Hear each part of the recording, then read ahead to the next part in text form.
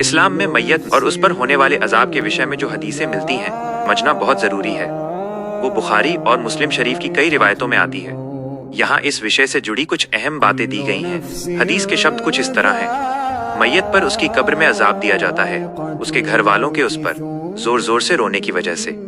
لیکن اس حدیث کی حضرت عائشہ صدیقہ رضی اللہ عنہا اور انیہ صحابہ نے کچھ بتائی ہیں۔ چیخ پکار کی مناہی۔ اسلام میں غم کے موقع پر آنکھوں سے آنسو نکلنا یا دل کا دکھی ہونا منع نہیں ہے، یہ رحمت ہے۔ یعنی کپڑے پھاڑنا، سینہ پیٹنا یا اللہ سے شکایت کرتے ہوئے زور زور سے چلا کر رونے کی ہے۔ وصیت کا معاملہ، علماء فرماتے ہیں کہ یہ عذاب اس شخص کو ہوتا ہے جس نے اپنی زندگی میں اپنے گھر والوں کو جاہلیت کے طریقے سے رونے سے نہ روکا ہو یا وصیت کی ہو کہ میرے مرنے پر ماتم کرنا۔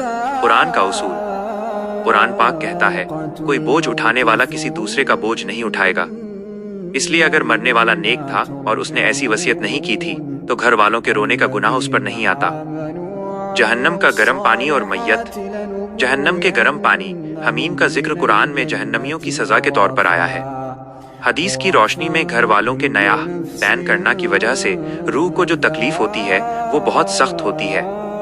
جب کسی کا انتقال ہو جائے تو سنت طریقہ یہ ہے: 1. صبر کرنا، انا للہ و انا الیہ راجعون پڑھنا۔